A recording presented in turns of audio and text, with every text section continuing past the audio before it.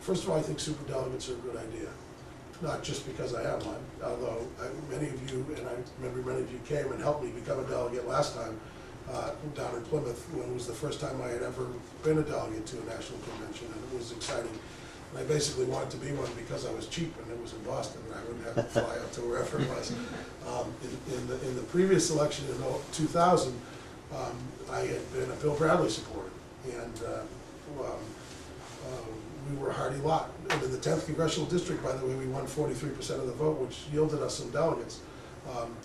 But for some reason, I never wanted to go to Los Angeles. It never intrigued me as a place that I'd enjoy very much. So while I had coordinated this congressional district for Senator Bradley, I didn't go, but a number of good people from the South Shore went, and so I'd been through the process there as well.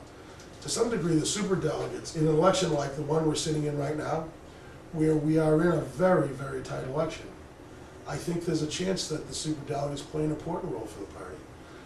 Not for a number of reasons. I think that if it ends up that the superdelegates are in any way at risk to, where it's a close race, the call for superdelegates to use their best judgment gives a mechanism for the party to sort out a very close race. And as a way to illustrate that, just take a second with me and imagine that superdelegates didn't exist, or that somehow the votes of superdelegates were pledged based on the results of the primary or caucus or whatever each state had. And let's just say, so there was no one going to Denver whose vote had not been mandated by the voters. And we arrived in Denver at the end of August, by the way, and the delegate count was down to a difference of 1 vote. Is there a sense amongst people that everyone in America would say, well, listen, that's the way it works. You know, that's how the delegate count went.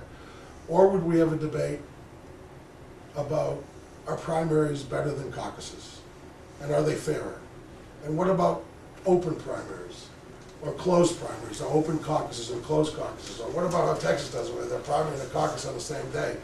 Or Iowa, they start over almost a year ago, when there's all these candidates, and you get to Pennsylvania where all those candidates don't compete, and is it really fair that all that ways works, and what about this and that? And so therefore, I don't think there's an option for us in a race where you have 2 very good candidates who are battling it out.